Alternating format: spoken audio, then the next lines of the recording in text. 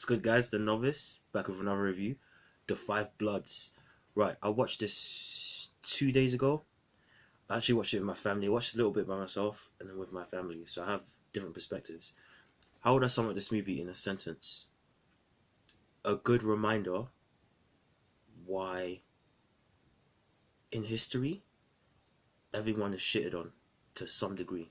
That's how I sum up this movie. Why do I say that? Because this movie is about five former Vietnam vets. They go back to Vietnam. It has something to do with kind of coming to terms with their past, and their friends, who and friends, fallen soldiers, and all that stuff. But also has to do with something else, and there's a how would I say it? There's a hidden aspect to it that I won't go into because I don't want to spoil it. To do with the plot.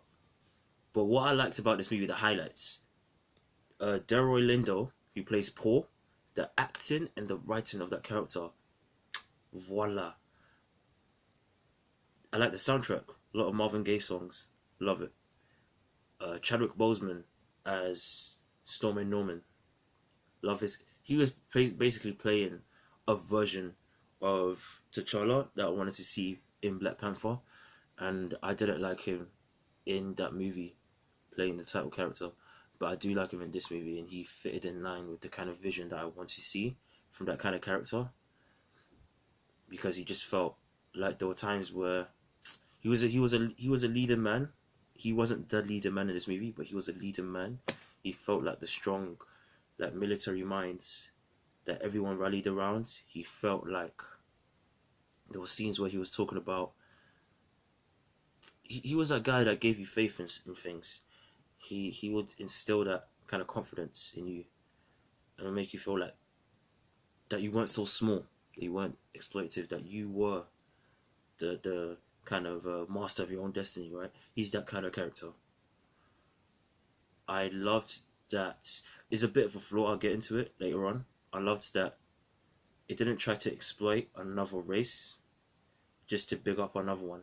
In other words, it didn't try to dumb down and put Vietnamese people in the corner and Asian people in the corner and make them one-dimensional just to prop up the main black leads. There's one example of that with a character. I wish I wrote his name, found on IMDb, but he helps out the main group of vets played by a Vietnamese actor playing a Vietnamese character, three-dimensional guy. And there's also like two other people by default, I'd say. One has more of a speaking role, the other one is just there, like in one or two scenes. And these people as well that I don't want to spoil for the movie, because it helps you be surprised. But you know who they are. Those other two people I felt were three-dimensional as well. But the problem with them is that they felt too much in the background, not just because of their small role, because you can do a lot of a small role. They felt too much in the background because I learned more about them off screen than I did when they were on screen. It didn't make that impact to me. It was more the idea of them in terms of a certain character's history. And then what else did I like about this movie? Lastly, I liked that the supporting characters, the characters who weren't Chadwick or Paul, played by Delroy Lindo, they still felt important, even though they weren't the main highlights of the movie in terms of the character arcs and the acting. Eddie, I loved. The guy who played Eddie, I really liked that character. There was another guy, I don't know his character's name. Again, I should have wrote it down. Isaiah Wilson Jr., I believe his real name is. He's the dude, if you've seen the meme, he's the guy that goes, she. He's that guy. Everyone felt relevant in this movie. Even the guy who plays David. I won't say exactly why, but I'll say there's a point in this movie that kind of reminds you that he's not just there to be that anchor of another character. He is there because he provides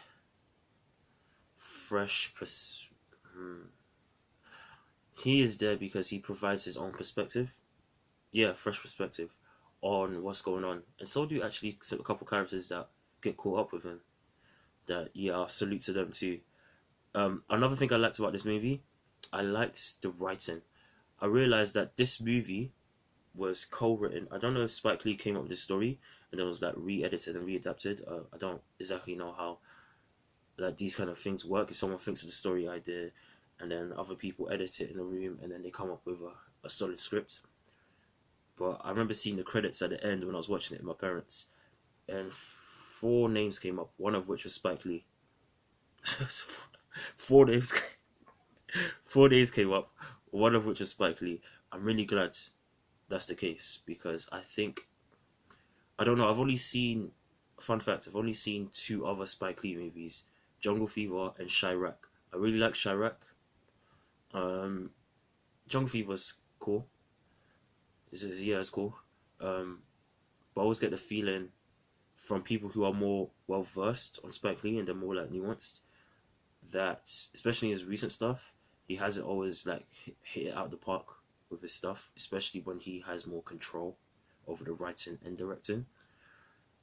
But he's a good director for a reason. He's considered like a visionary for a reason in his own right.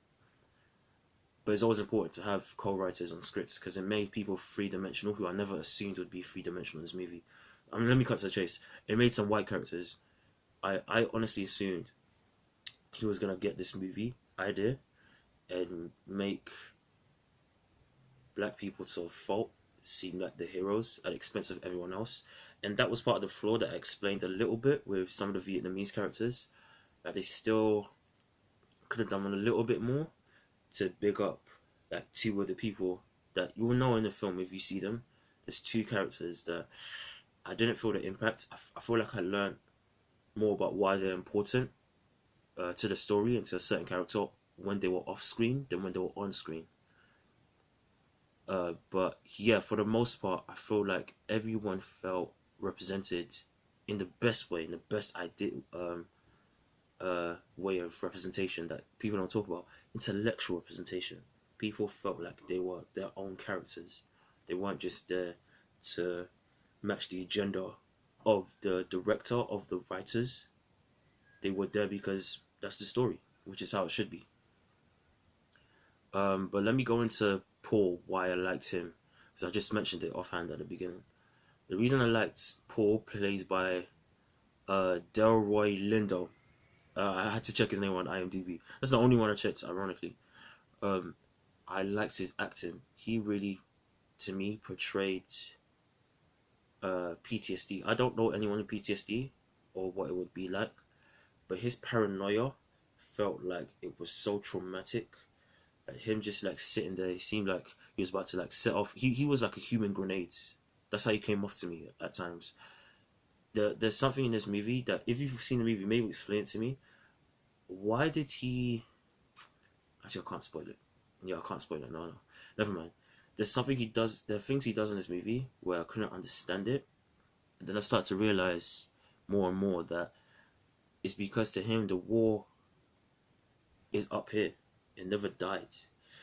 It clicked to me the phrase that the only people who ever experience war are people who have died in war. Because if you've been through war and you survived it, for many people, war is still going on. Like it hasn't ended. So the only way you've experienced, as in past tense sentence, is if you die in war, if you're missing in action, if you're slain on the battlefield, which is a sad thought. But that's human history, right? We're here, people like myself, because people have made those sacrifices, and a lot of those people, whether it's in the streets, in the battlefield, a lot of those people are usually the classes or the people who have been exploited by the powers that be in society. This is a good example of that. Another thing I liked about this movie, it reminded you why Black history is world history. Learning that I believe there were agents who were working on behalf of like American authorities, but they paid them a certain way. I don't want to spoil it because part of the story, you guys know what I'm talking about if you've seen the movie. They paid them a certain way because they didn't want people to find out that they were associated with Western powers, with American powers, or whichever French, whichever British, also like that the statistic. I don't know if it's true, but Noah Spike Lee probably is true because he wants you to learn that there were 33 or 32% of American soldiers who were African American compared to what did they say the population at the time, which was 11%. I believe they said. What else did I like about this movie? Yeah, I liked the flashback scenes, the action set pieces. So I really thought that's another thing that I thought. Why did they do it that way? Instead of showing younger versions of their characters, they basically like put some makeup on them, to make them look at like they weren't balding or something like that, and they just made them fight in the action scenes. But I liked it for the most part. It looked good. Like the gun, there was an action scene where they were following people, like shooting, like in the jungle, and it was like almost like a one shot thing. I really liked that. Really liked that. There's a lot of attention to detail. That's what I liked about this movie. That's it, guys. Yeah, tell me your thoughts down below. Have you seen the movie? What did you think of it? Would you watch it again? If you haven't seen it, would you see it based on this review? If you like this video, feel free to check out some of my others. There's probably like a link somewhere down below, that you probably see right now. Other than that, signing off. Later, guys.